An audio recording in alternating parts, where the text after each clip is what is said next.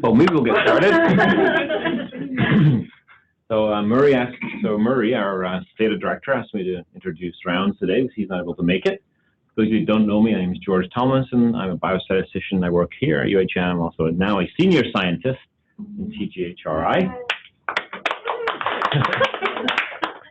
Okay. And we are lucky today to have Schroder Sattar, who's going to talk to us about falls in older patients with cancer. When I first started working here a long time ago, I worked with a geriatrician quite a bit who was interested in the impact. And I was surprised, being a statistician, how bad it was to have a fractured hip when you're an elderly person. I also worked with a nephrologist who looked at falls in people undergoing dialysis. So I'm quite aware that falling, those of you who don't know, is quite a serious event in people who are fragile. It's not just like you or I falling on the street. It can be a life-changing event, as far as I understand, in a lot of cases. So I'm interested to hear about falls in older patients with cancer. I spoke to Schroder. She said that she would like to reserve questions until the end. So if you can save them up and think of them. Schroder, I don't know much more about you than your bio up front says, but I see you're a PhD candidate in nursing. You have an RN and an MN, and you're here at U of T. Since we have a fairly small group, maybe we can go around the room and introduce each of it. You can introduce yourselves to everybody else, because it'll make we have a small group. It'll make it for a friendlier meeting. So I've introduced myself. We will start at the very back with the person whose mouth is full of cookies. Oh, you'll come back. Hungry biostatistician. So you're Romanian. I'm hungry. Yeah, we'll go across back and then. So then why did you point all the way over there when it was my turn? Oh, Joanna's in the back. Okay. John. Oh. I'm John Metelsky. I'm a biostatistician. I work for George here. Leah Zukowski, also a biostatistician, working here for George. Troy Francis, research associate here at THETA. Joanna Bilecki, I'm a research librarian here at THETA. Madison, I'm an infection control practitioner at Princess Margaret. Alice, also from infection control. We're both really just interested in epidemiology as we have backgrounds in it. So saw your notice and thought we'd come check it out. Good. I'm going to throw you a bit of a curveball. I'm actually from the Ontario Neurotrauma Foundation, and I work with the fall prevention community of practice. I did used to work at UHN though, not long ago, so familiar with your kind. I'm Regina Fitz. I'm an associate professor at Faculty of Nursing and Schroder Sattar, doctoral supervisor. I am Lily. I'm a first-year doctoral student at the School of Nursing at U of T. My name is Turi Chaudhary. I'm working with the lung transplant program. And recently we are working a lot on frailty, which is very fun. So I'm very interested in this topic also to see what's happening with these patients. I'm Donna Stewart from the Department of Psychiatry, and I'm a senior scientist at THRI. I'm Eva, research associate at THETA. I'm Suzanne Chung, a research associate here at THETA. Okay, thanks. So you're welcome to start whenever you like. Thank you, everyone. Thank you, George. So good afternoon. Gentlemen, my name is Schroder, and I would like to talk to you a little bit about microphone on because I can't hear you. And older cancer patients. Okay. Yeah. Out of your way. Good nature room. You know. How about now? So again, my name is Schroder. I'm a doctoral candidate over at the Faculty of Nursing, and today I'd like to talk to you a little bit about falls in older cancer patients. So today we're gonna, the learning objective of today's talk is basically to increase awareness and importance of fall assessment, and I do apologize of the missing letter F in the fall. This is what happens when you try to do that at 2 o'clock in the morning during the routine oncology clinic appointments, and also to increase understanding of circumstances of falls in this population, mostly community dwelling older adults with cancer, and also to provide some recommendations of quick falling or fall screening methods within the compressed schedules of oncology clinics. Is that a disclaimer? So a little background. Falls are really big concern among older adults and in the community, and about 1/3 of them will fall each year. And according to the U.S. Centers for Disease Control and Prevention, every 17 seconds, an older adult will fall and subsequently will have to seek care in the emergency department. And according to numbers in 2015, about 750,000 of these individuals are hospitalized. And falls in older adults with cancer are a bigger concern because research shows that a number of factors related to cancer disease itself and also cancer treatment may place them at higher risk for not only falls but also injuries when they do fall. Say, for instance, bone cancer and bone metastasis, which means the cancer is spreading to the bone, and also dehydration during chemotherapy will cause dizziness and low blood pressure. Myelosuppression, anemia, causing fatigue, and also if they do have infection because of the neutropenia, they will be bedridden and more likely would experience deconditioning and muscle wasting, which will place them at high risk for fall as well. And also sarcopenia, which normally is a common condition or a common occurrence in older adults, and actually can be intensified in older men who have prostate cancer and are receiving prostate androgen deprivation therapy, and also peripheral neuropathy, as we all know, that is a common side effect of chemo. And why is it important? Because as we all know, cancer is an age-associated disease, and most of the cancer is diagnosed in older adults, 65 years of age and older. And with the population aging and the baby boomers start turning 65 in 2010, that means the oncology community is going to be facing with increased pressure in providing effective supportive care in this population. I've recently conducted and published a literature review, and this review found that the fall rate in community-dwelling older adults can be as high as 78% over a course of 3 months. And also older patients, especially those aged above 70, those who are more advanced cancer stage, and those who have osteoporosis, they are more prone to sustaining an injury when they do fall. And also older prostate patients receiving androgen deprivation therapy are more likely to have falls and fractures compared to those not receiving this type of hormone therapy and compared to healthy older adults in the community. And the same review also found several gaps in knowledge. Number one, there is few data on circumstances of falls. And why is it important? It's because if we understand how falls happen or under what conditions or what elements are present when these falls occur, that can actually inform interventions and fall prevention efforts. And the second thing is there's no data on how falls are assessed and managed in geriatric oncology or during oncology appointments. And there's also no data on how falls can impact cancer treatment. And in order to raise awareness in the oncology community, we do need these kind of data. And therefore, these are the research questions. The number one is to look at how falls can impact cancer treatment in this population, how the oncologists assess and manage falls, and what are the circumstances, some of the falls in this population. And I was also interested in looking at the post-fall fear of falling in this population, just to provide some context for the data. And I also wanted to look at how older adults report falls. So it's like a mixed perspective. So on the one hand, I'm looking at how oncologists, they actually assess the falls, and also on the other side, I'm looking at how older patients report falls when they do come in for appointment. And the last question is to look at the oncologist's perspective of older adults fall reporting. So this was a mixed method study using a conversion parallel mixed methods design, and it was concurrent, meaning the quantitative data collection happened at the same time or simultaneously as the qualitative data collection as opposed to like a sequential design. So how it was done was that there was 3 components. First was the patient self-report survey with an embedded interview, which was done at the same time. And there was chart review to support data, and also the third element, the oncologist open-ended interview. So this is just an overview of how the data is going to be collected, analyzed separately, and they were joined at the end after that analysis and interpreted. And I'd like to show you here is an overview of how data was collected, because it might seem confusing with 6 research questions and multiple perspective and also quantitative and qualitative data collection. So this is just an overview of how things were organized.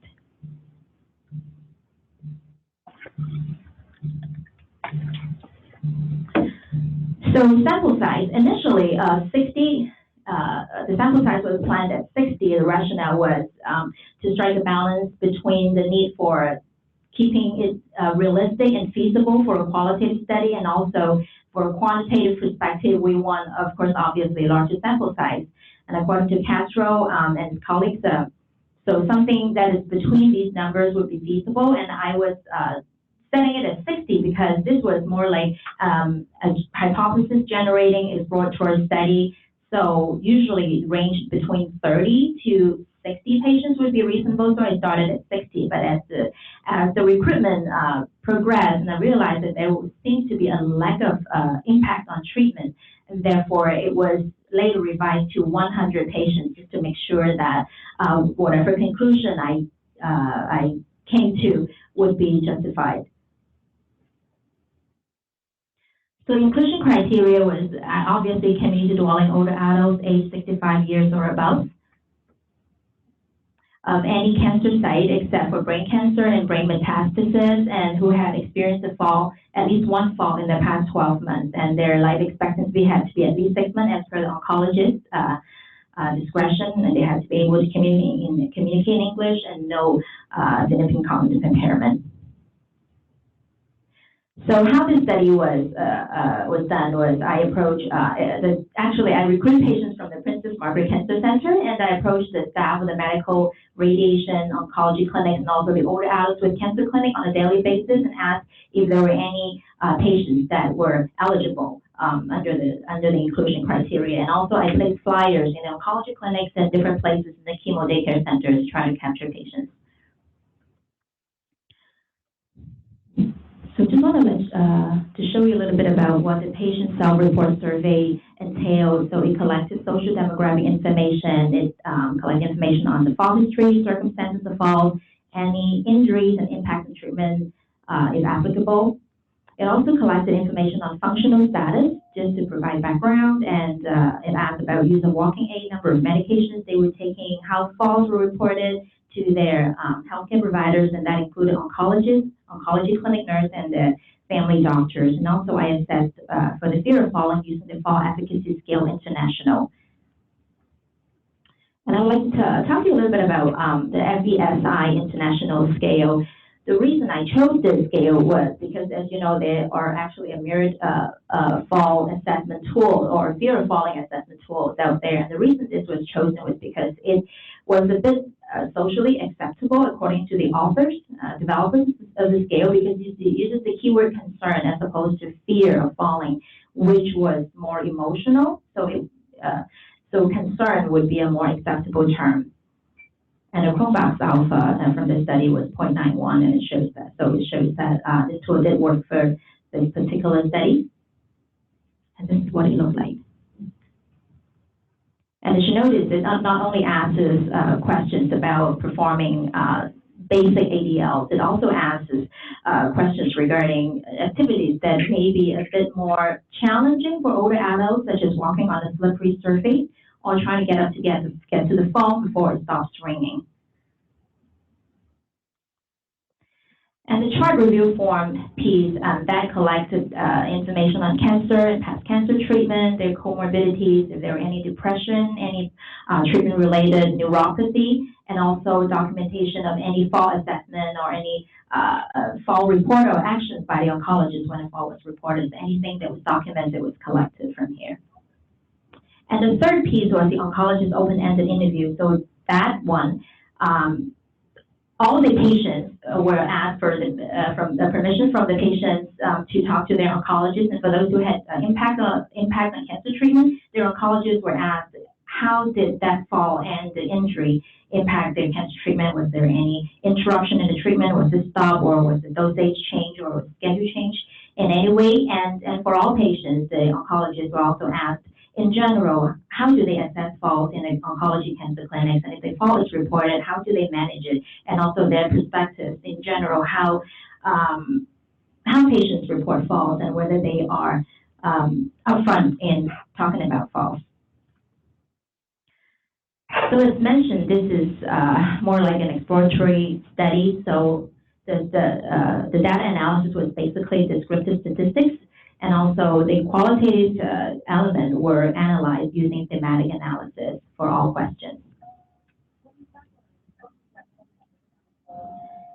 So this is what I found. Well, 109 patients were approached, and out of them, 9 declined because of various reasons. Some were not interested. Some, the family felt that maybe it wasn't a good idea, and one patient was already in another study and didn't want to participate. So in the end, I had 100 patients, and response rate was 92%, and the median age was about 62. And you can see more than half of them were quite well educated, about 1/5 lived alone, and more than half of them had at least one functional limitation. And the vast majority were in stage 4 and 3 and 4 cancers. So they were, a lot of them were in the metastatic context in stage 4, and also prostate seemed to be a predominant cancer site, more than 1/3 of them. So out of the 100 patients, a total of 168 falls were recounted and described. So the injury risk rate was 45%, which is relatively high compared to that of the in the community dwelling older adults. And more serious injuries such as bone fracture and head injury was about 13%, and more than half of them were recurrent fallers. And by definition, there's more than one fall within the course of 12 months. And as you can see here, about 44% of the patient had one fall, and the rest had recurrent falls, and it can go as high as 27 falls within 1 year, and that was one of the patients. And for injury, for bone fracture, for patients who had injurious falls, there was 76 of the falls, and a quarter of them had bone fracture, and 25%, and that's pretty high as well compared to that of the general geriatric population.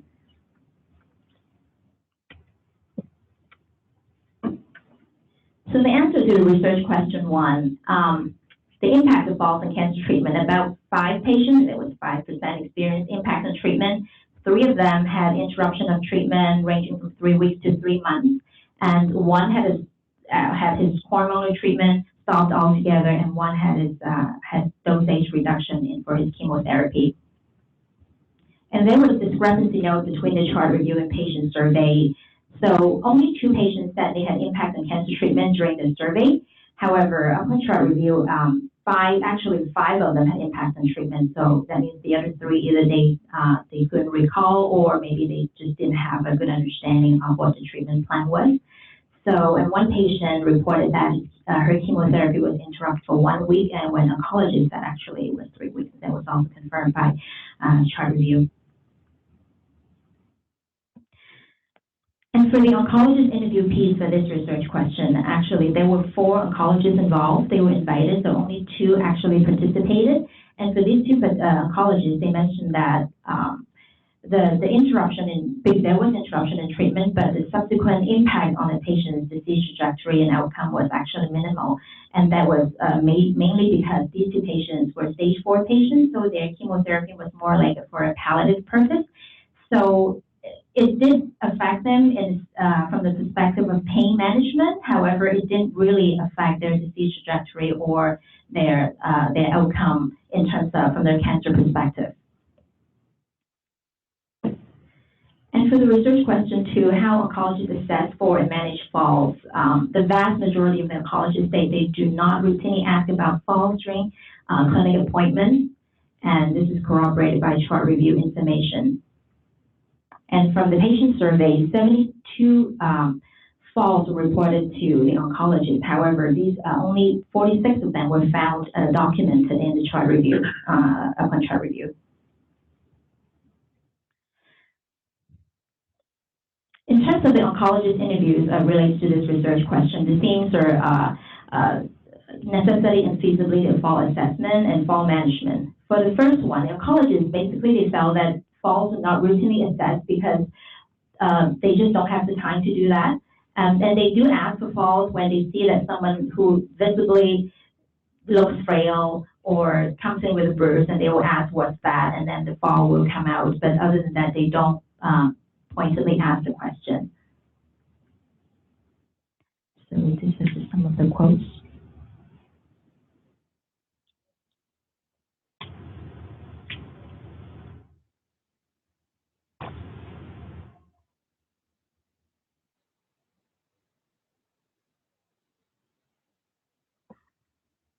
terms of fall management, asking circumstances of falls and trying to find out what caused the falls and order tests, physical exam, doing some gait and balance assessment and referrals are the common actions as verbalized by the oncologist, and they also corroborate what was found in the patient survey. And the next question was the circumstances of falls. More than 1/3 of the falls happened at home, and the majority of them happened in the afternoon, and the common locations were the living room, bathroom, bedroom, and staircases. And for outdoor falls, the sidewalk curb is the place that most of them get in trouble with. And in terms of physical sensation, most of them say they did not really feel anything in particular prior to the fall, but for those who did report unusual sensations, feeling weak, feeling dizzy, and unsteady are the most common ones. And this is actually quite similar to the symptoms experienced by or the circumstances of falls in the general geriatric population. In terms of activities, walking, changing positions, going up and down stairs, again, going up and down the curb or steps and turning, some of the common activities. And these are not dissimilar to the community dwelling older adults without cancer as well, but there are a few more interesting activities that some of the patients recounted, like carrying large bulky things, trying to go up and down the stairs, or somebody had chemo and the next day feeling dizzy, but then he decided it was a good idea to go biking. And then the cat he opened the back door and the cat started running away, and he started chasing the cat, or going to try to feed the birds when it's slippery, icy outside, and things like that. And in terms of use of walking aid, about 50 of them were supposed to be using the walking aid because that was something that they were normally using at the time of the fall, and they did not use, and the 38% of them did not use their walking aid. And in terms of patient interview, these are the key themes: the cause of fall, so basically the patient's perspective of what the fall was, and also it also shows some opportunity for education as well. Some said that they were not good at doing turns, and this was a recurrent theme.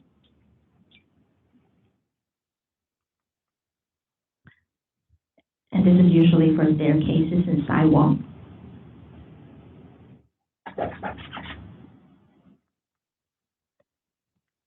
And quite a number of patients actually blamed themselves. And this is interesting because the literature actually shows that older adults, they don't like to entertain the notion of being vulnerable to fall. So oftentimes they would try to attribute it to bad decisions or carelessness or foolishness, as opposed to acknowledging that, yes, I am falling. And the second theme is related to opportunity for education, is the not using walking aid. These are some of the quotes.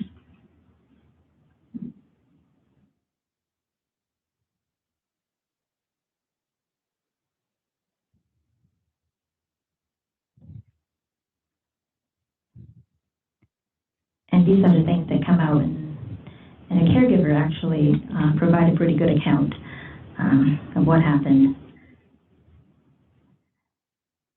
This is another recurrent theme as well.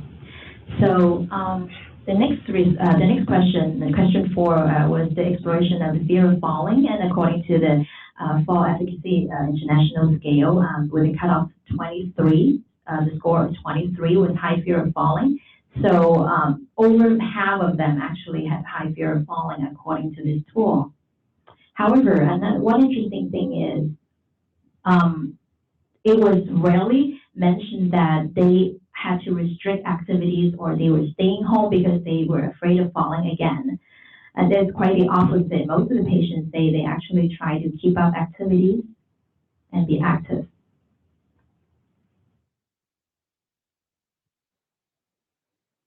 And the next one is reporting falls to oncologists. According to the patient survey, only 43% were reported to oncologists, another 43 were not reported to oncologists, and the rest just couldn't remember.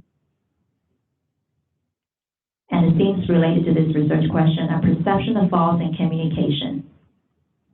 In terms of perception of falls, patients in general, they believe that fall is just something that comes with aging, and it's not really the oncologist's job to hear about their fall, so they just felt that they didn't want to bring it up.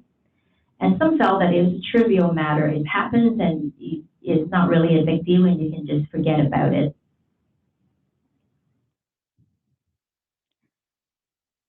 And that falls under communication, the first theme not worth mentioning. And the second theme is the oncologist didn't ask, and that's actually quite a frequent occurrence during the interviews. And the third one is patients, they usually don't go back to see their family doctor.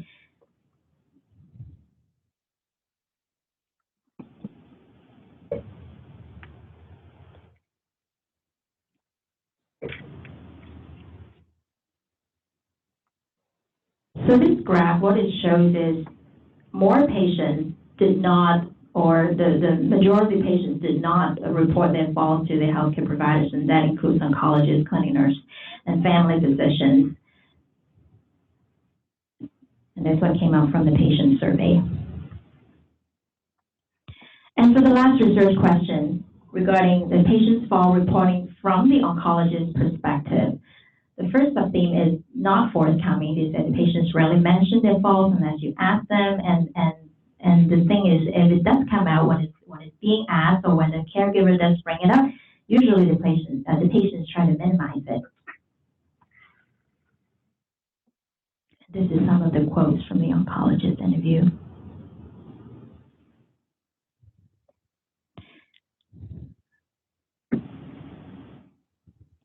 So connecting this back to the other research question about patients' fall reporting, on the one hand, you have patients saying that fall is not really a big deal, and maybe the oncologists don't want to hear about it, and besides, they don't really ask me. And on the other side, you have oncologists saying that unless we ask, they don't really tell, and besides, we don't have time to ask. So it seems like no one wants to tell, and no one seems to have time to ask, so there seems to be missed opportunities of fall assessment. So a lot of falls go unrecognized, and that's actually documented in the literature. And this is particularly problematic because many patients say they don't go back to their family doctors.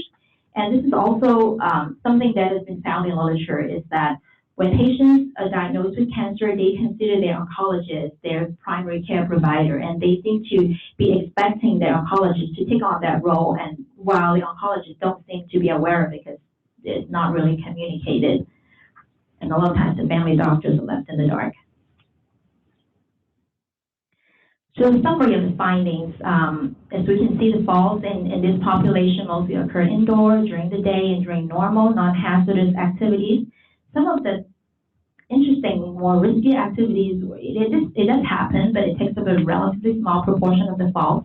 But it is something that needs to be addressed, obviously. And some participants did not use their walking aid, the walkers, or they came while they fell. And some prefer to attribute their falls to something else other than being vulnerable to falls, such as I was just being careless. It was a foolish decision. And some said, well, I fall because when I was turning, I was tripping, and actually could articulate, or they attributed to something like the cancer treatment.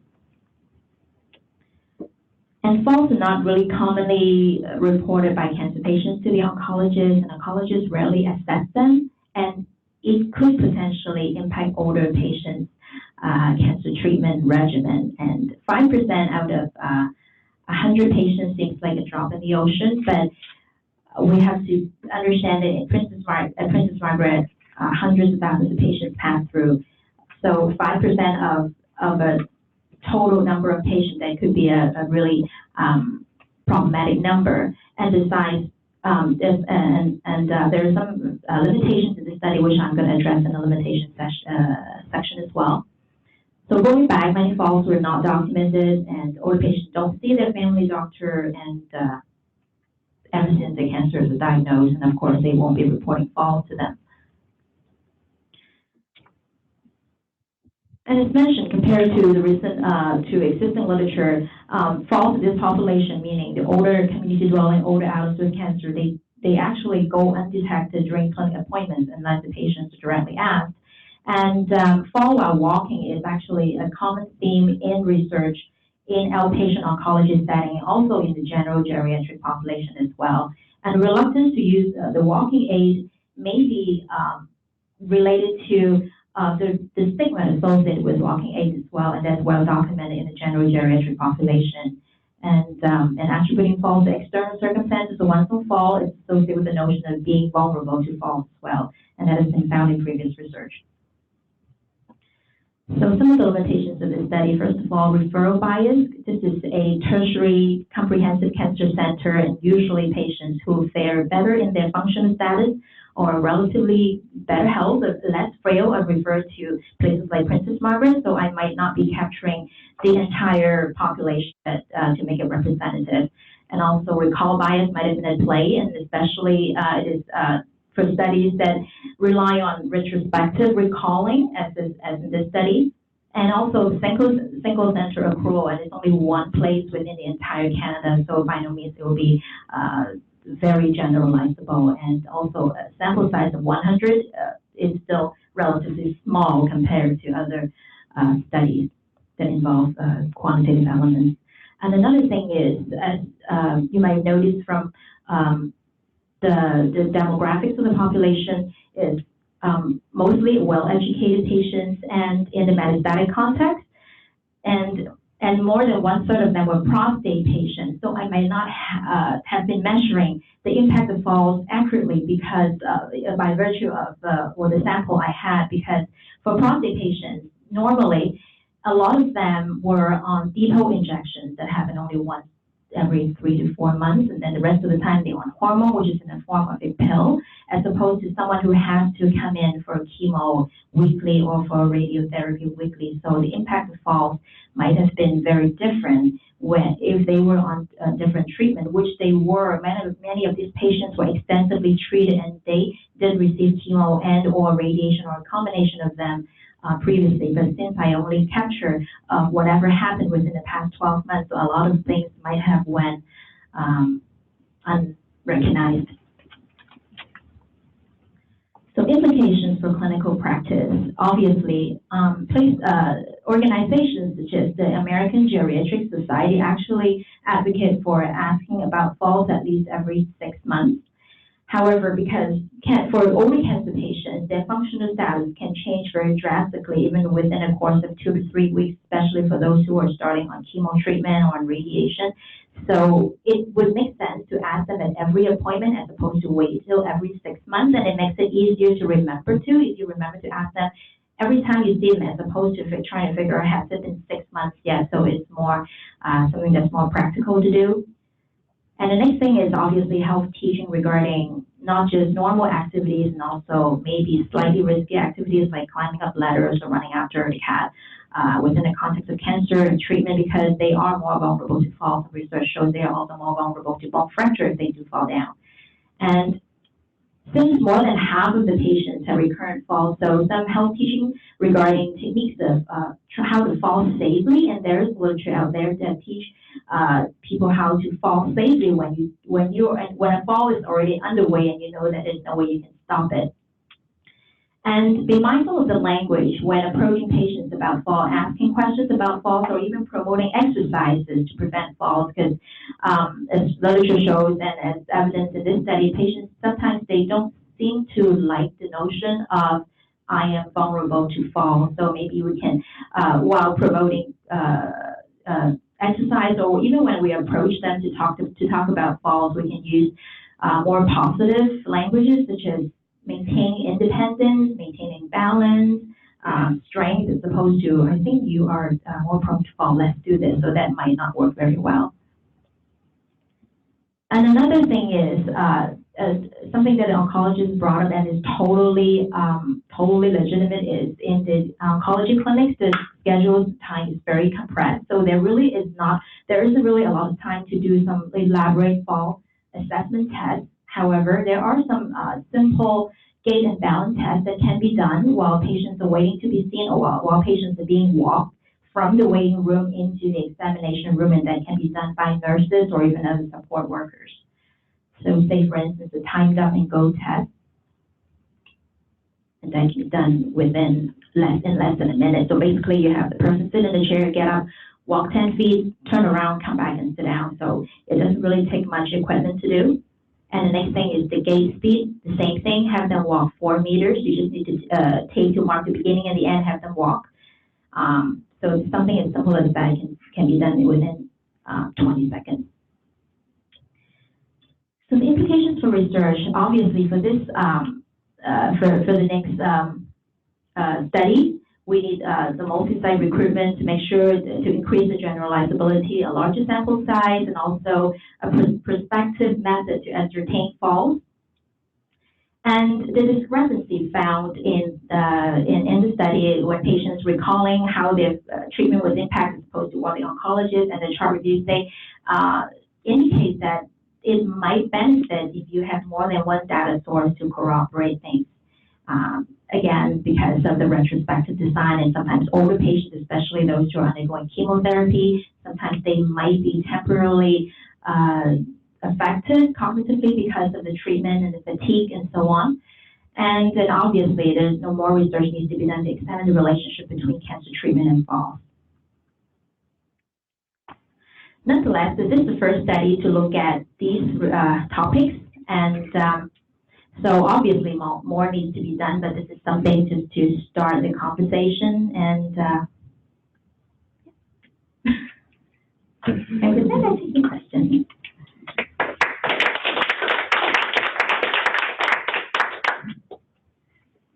Okay, are there any questions? Hi. So I was a little surprised when you did the chart review that you didn't look what other medications the patients were on, because cancer treatment doesn't happen in a vacuum. And I would be particularly interested in any kind of medications that might cause postural hypotension. I saw you looked at depression. I'm not sure what impact depression has, but antidepressant medications have a big impact.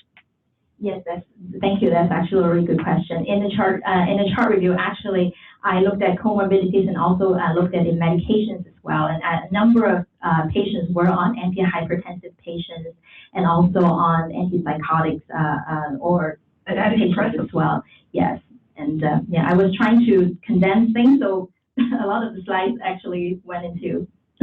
It's a really good teaching point for the oncologist, though, as well. What other medications is the patient on that might be causing these falls? Yeah, thank you. That's a really good point. Just wondering if the Princess Margaret Cancer Center Patient Safety was forthcoming with information about inpatient falls. They do independent investigations of inpatient falls at Princess Margaret. I'm wondering if that information is available to you. Because I was only looking at outpatients, so I did not look at the inpatient piece. But from what I understand from my conversations with oncologists, Princess Margaret, they do have a really good inpatient fall safety program. However, for outpatient, maybe not so much. And some of them even actually had difficulty connecting patients to falls clinic or to OT and PT. Sometimes the wait time can be 2 to 4 months. So, yeah. I was curious, have you looked at comparing maybe non-cancer elderly patients' fall that along with what are the differences with the cancer patients that are falling? You mean for the study itself? Or something you looked at, because you said there was limited data on elderly oncology patients, right?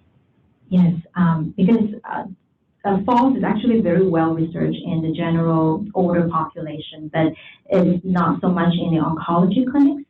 So, yeah, I'd be curious whether there would be a huge difference in not affecting. In the recent systematic review that I performed, the fall rate was not dissimilar to that of the general geriatric population, which is about 30%, 30 to 40%. And the reason we couldn't really find a definitively higher fall rate was because of the studies themselves. They used totally different or diverse fall definitions. The method to ascertain falls are also different. Some use perspective, some use retrospective, some use administrative data. So it was all over the place. And the fall rate literally goes from 0 to 100. So we couldn't really find something more definitive. But yes, I think you raised a really good point. Definitely more research needs to be done there. Thank you. So I'm involved in a couple of studies with exercise and cancer. I was interested to see that, one person fell off the bike while bicycling. So I guess the exercise could go both ways. Some of the things people might be doing might put them at risk of falling, but also the exercise might make, maintain their muscle strength and help with their balance. They get less risk of falling in the long term. So what is the role of exercise in cancer patients with regard to falling?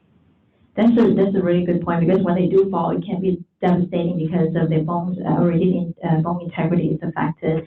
So that when the Colleges of Nurses promote exercises, that ideally that should be done in collaboration with the PT and the OT to assess the patient's ability and how much activity tolerance do they have, and can they really undertake this type or this kind of exercise, and to what intensity and so on. So ideally that should be in more collaborative in with the healthcare team.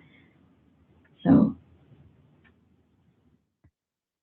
but I did not look at that in the study. No, I really didn't. It just occurred to me that that's a really good point. I didn't actually think of that.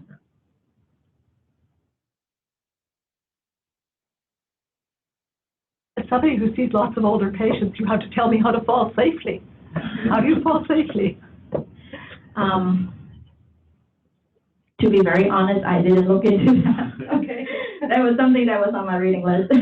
It might come up in your exam. Yeah. It's falling sideways and bracing for impact. Sorry? So it's falling sideways and up forward, bracing that your head doesn't hit the ground, and using your hands to break the ball and not your hip and things like that. So there's So head first to break. Yes, and then make sure you fall sideways and not on your head. There's courses by some public health agencies in other countries. Physiotherapists have programs on how to fall safely. For those who obviously fall a lot, how to teach them to try to reduce the injury rate when they do go down. Thank you. You have information with the falls hack here at UHN as well. They do a lot of recording of data. I have another question. So I think you said 5 people had their cancer treatment affected by having a fall. Yes. I can't remember the exact numbers. How many people had a fall reported it to their oncologist? Because obviously, if the oncologist doesn't know the patient had a fall, they're not going to change the therapy in response to the fall. So that's 5. Like, how many reported the fall? 72. 72. So it's 5 out of 72, right? Not 5 out of 100. That's probably the appropriate percentage. Because you wouldn't expect the oncologist to change the therapy when they don't know the patient had a fall. So 5 out of the 72 cases where the oncologist knew there was a fall, they changed the therapy. Right. So it's a higher percentage, so maybe it's the same percentage, if the other 28 people also reported, then there would have been a few more changes in therapy. Yes, I agree. Thank you. And how long, is the past year? Like, how long was the time period when you asked? In the past year. Past year. Yeah. And just sort of asking questions, because I've worked with in this area, so things are coming up. Would the patients responding to the questionnaires, would they understand what you meant by a fall? I mean, is any, like, just a little stumble, or is it got to be a full, like, what would they understand as a fall? Actually falling down on the ground. Okay. And I use the World Health Organization definition of falls.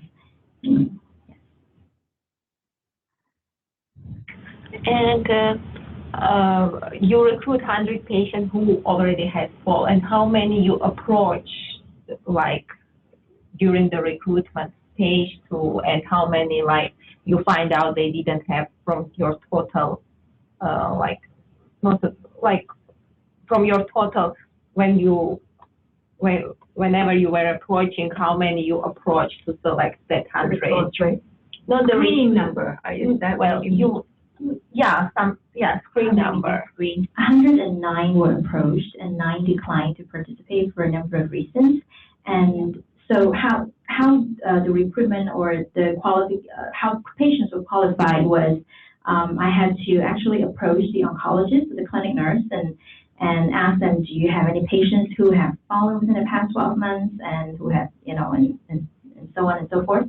And since it was actually, I was actually quite an annoying person in the multiple clinics for a while, because many of them, as you can see in the study, they don't really know the patient's fault because they don't ask and patients don't tell. So actually they have to stick their head in the room, and Mr. So-and-so, did you have any fall? They say, oh yeah, I think I might have. Or the wife say, yes, he did, something like that. So, and I had to be the pest in the oncology clinic too, constantly asking that question.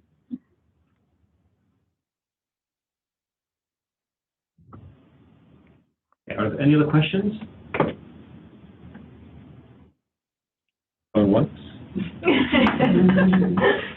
Okay, then I'll thank our speaker again. Thank you so much. And I would like to introduce Ms.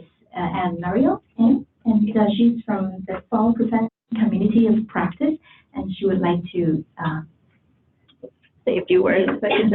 Take up some more of your time. No worries. Thank you so much, Schroder, for sharing some of your work. I really actually appreciated the idea and the recommendation you came up with, using some of the time in the wait room with the patients to potentially assess for falls. I thought that was a really innovative thing that you came up with. So as Schroder mentioned, my name is Mariel, and I am here from the Ontario Neurotrauma Foundation and the Fall Prevention Community of Practice. The community of practice has been together for a number of years now. We came together through a number of healthcare providers and people who worked in public health who were very passionate about falls and preventing falls.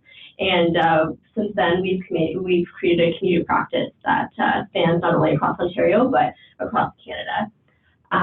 So our community of practice today is over 2,000 members. And we have an online communication platform called Loop. We use it to get participants to interact. People can ask questions. We have a library service where people can get up-to-date research articles and submit for lit reviews, and a librarian will be there to assist them. A majority of our members are really healthcare practitioners, so people who work frontline. We have a lot of people who work within the community. So a lot of people who are really looking for the best practice guidelines and evidence-based, research guidelines on falls. So we would highly recommend for you guys to check us out. I hear we have a lot of biostatisticians in the audience, but if you do have an interest in falls and fall prevention, please do take a look at our website. It's fallsloop.com. Great, thank you.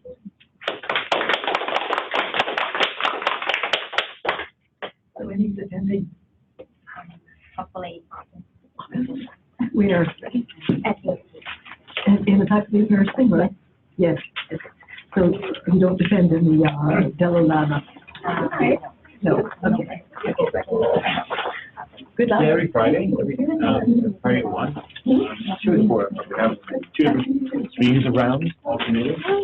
So Find it. Yeah.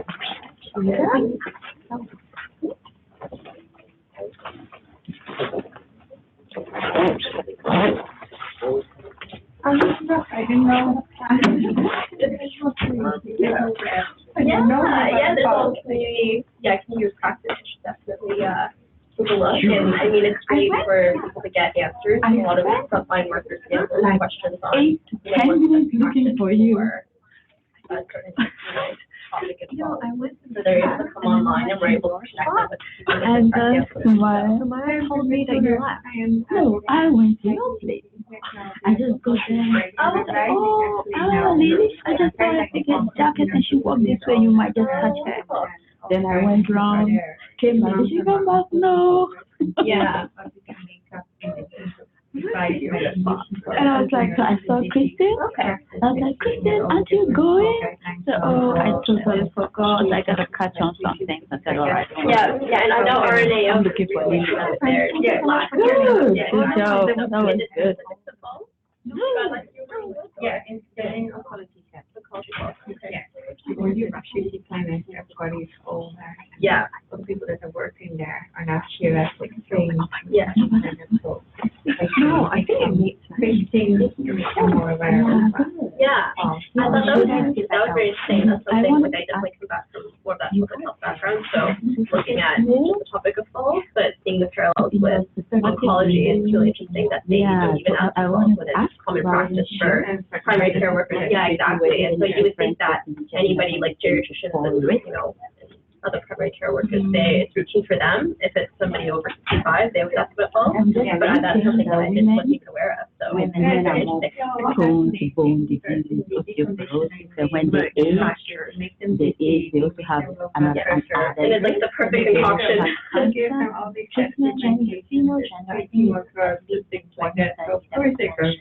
Exactly. Yeah. They have injuries. Yeah. And for we don't fall, we also fall at home more frail and they can be men. Women have to women fall more than men and more injuries. Yeah, because they're community dwelling. Yeah. Think that women would have more hearing about those. Yeah. I didn't bring a card, but if you have one, I have breast cancer patients on the farm. which is there's bilingual actually as well, but that's the site. And it's, I mean, it's free to sign up, you can make a little profile. And it might systematically one second. Okay. Then I'll email you saying. Yes, he felt at home. Yeah. And I was just sorry. Frail with on treatment, being sitting at home makes it okay. How well were you? What were you doing? Somebody calls. Yeah, and it's like how this all happened. Usually when I date first, I like to go up to tree to get closer to them. Well, actually, so it's cool that still feels exactly. Yeah, and my last position actually I was at TWH at Toronto Western working with the arthritis research group, looking at osteoarthritis. So and the hip and knee. Exactly. So it's so interesting to see people that fall on such a big spectrum. Yes, and exercise is the most effective intervention to reduce further falls, but exercise goes to a large big group and also right now. Really, because they have so confident just against your balance. Yeah, they're flagged automatically. Yeah. It's